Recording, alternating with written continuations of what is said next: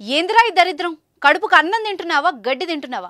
నడి రోడ్డుపైనే ఎవ్వరన్నా చూస్తారన్న ఇంగితం కూడా లేకుండా ఈ గలీజ్ పనేంట్రా? అంత ఆగట్లేదా? అది కూడా ఐస్ క్రీమ్ అమ్ముతూ.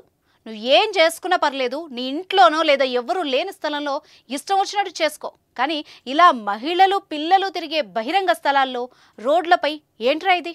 అది కూడా అందరూ ఎంతో ఇష్టంగా తినే ఐస్ క్రీమ్ అమ్ముతూ ఇలాంటి పని చేయడానికి ఏమైనా సిగ్గుందా? దరిద్రుడా అంటూ ఇలా తిడుతోంది నేను కాదు, ఈ దరిద్రాన్ని చూస్తున్న జనాల నోట వస్తున్న మాటలివి. ఆ వ్యక్తి సిగ్గు లేకుండా నడి రోడ్డుపై చేసే పని చూస్తే మీరు కూడా వినడానికి వీల్లేని పదాలతో తిట్లు మొదలు పెడతారు. అసలు ఈ స్టోరీ ఏంటి, ఏం చేశాడు, ఎక్కడ జరిగింది ఇప్పుడు చూద్దాం.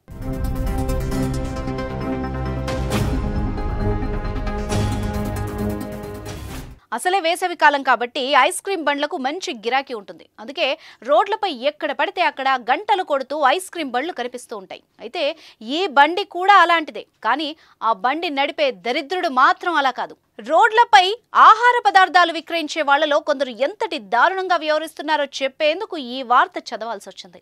నడి రోడ్డుపై ఆ పని చేసి వీర్యాన్ని ఐస్ క్రీంలో వ్యక్తి కలిపేశాడు. మనుషులు తినాల్సిన ఐస్ క్రీమ్తో ఇంతటి దారుణానికి పాల్పడిన అతన్ని ప్రజలు దేహశుద్ధి చేసి వదిలిపెట్టారు. అయితే ఈ తతంగం అంతా ఒకరు వీడియో తీసి సోషల్ మీడియాలో పోస్ట్ చేయడంతో అతను చేసిన నిర్వాకం వెలుగులోకి వచ్చింది.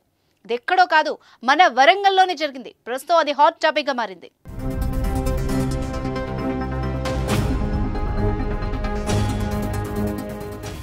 అసలు జరిగిన విషయం ఏంటంటే, వరంగల్ జిల్లా నెక్కొండ మండల కేంద్రంలోని అంబేద్కర్ సెంటర్ దగ్గర ఓ ఐస్ క్రీమ్ బండి పెట్టుకుని ఓ వ్యక్తి ఉన్నాడు.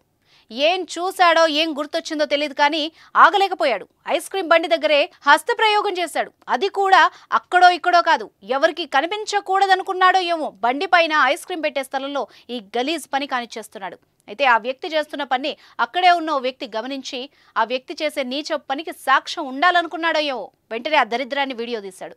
అనంతరం పోలీసులకు ఫోన్ చేసి సమాచారం అందించాడు. రంగంలోకి దిగిన ఆ నీచుడు కటకటాల పాలయ్యాడు. ఐస్ క్రీంలో కూడా వీర్యాన్ని కలిపినట్టు పోలీసులు ఆధారాలు సేకరించారు. అయితే ఇంతటి నీచానికి పాల్పడ్డ వ్యక్తికి మాత్రం ఖచ్చితంగా ఉరిశిక్ష వేయాలని ఇది చూసిన వాళ్ళంతా డిమాండ్ చేస్తున్నారు. అయితే వ్యక్తికి ఏ శిక్ష విధించాలో కూడా ప్రజలుగా మీరే చెప్పండి.